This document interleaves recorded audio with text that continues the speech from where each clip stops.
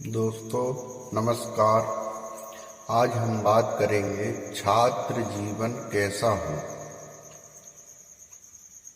सबसे श्रेष्ठ जीवन जो होता है वो छात्र जीवन होता है, क्योंकि जब हम कुछ सीखते हैं तो ही हम अपने जीवन के पूरे अनुभव को एकत्रित करते हैं।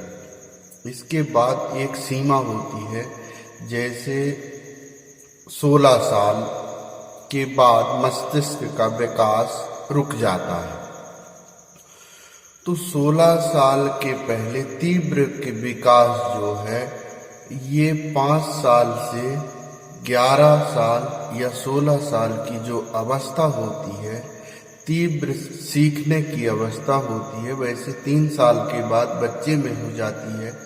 हम बच्चे के साथ जैसा व्यवहार करते हैं वैसा व्यवहार बच्चा हमारे साथ करने लगता है, इसलिए इसको सीखने का काल कहा गया है।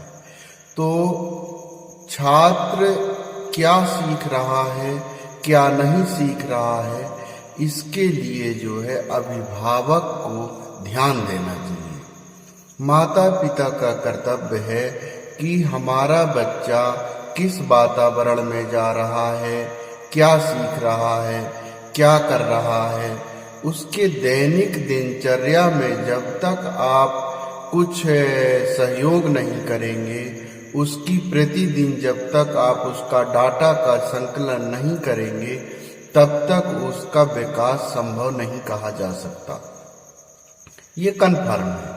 हम जिस वातावरण में हैं, हम जैसा हैं, यदि हम चाहते हैं कि हमारा बच्चा का विकास हो, वो हमसे अच्छा हो, तो आपको उसके लिए प्रयास करना होगा, उसको उस वातावरण में लाना होगा, उसका जीवन शैली में परिवर्तन करना होगा, उसके शिक्षा में परिवर्तन करना होगा, उसके विचार में परिवर्तन करना होगा, उसके सोच में परिवर्तन करना होगा। तो छात्र जीवन कैसा होना चाहिए?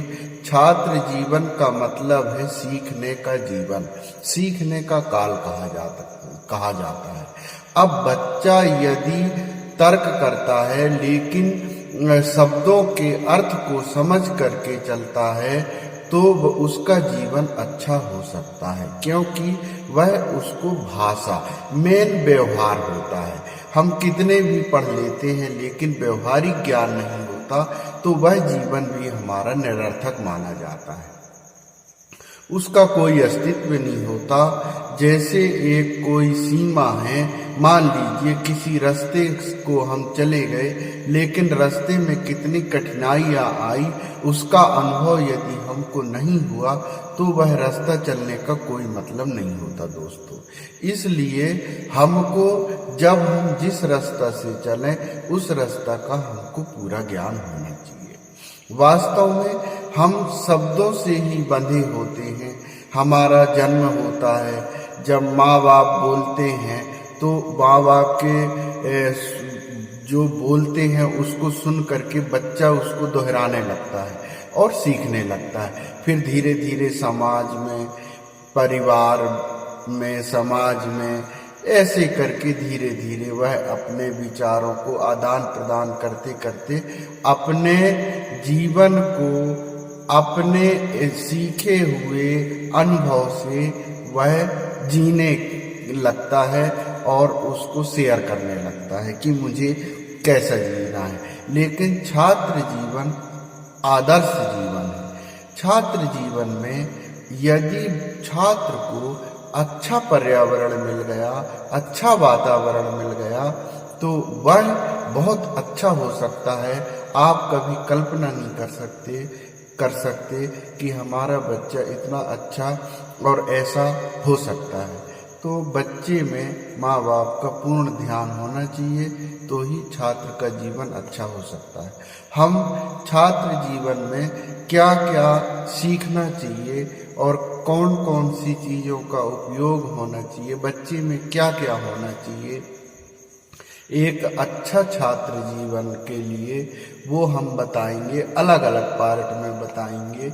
लेकिन अच्छा कैसा हो, इसका मतलब है कि अच्छी चीजें वो क्या क्या सीख रहा है, उसके जीवन में कितने अच्छे चीजों का संकलन वो कर रहा है, इसका विशेष महत्व है।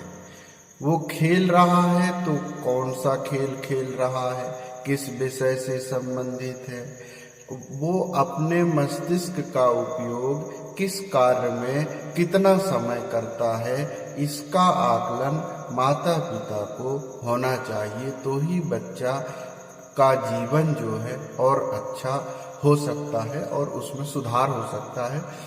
परिवार भी अच्छा होगा, आप भी अच्छे होंगे और बच्चा का विकास होगा तो सबका विकास होगा। आगे हम बताएंगे आपको कि अच्छा छात्र जीवन में कौन कौन से गुण होना चाहिए, उसके पार्ट हम ये कर देंगे कि अच्छा छात्र जीवन कैसा हो, पार्ट 1, पार्ट 2, पार्ट 3 ऐसा करके।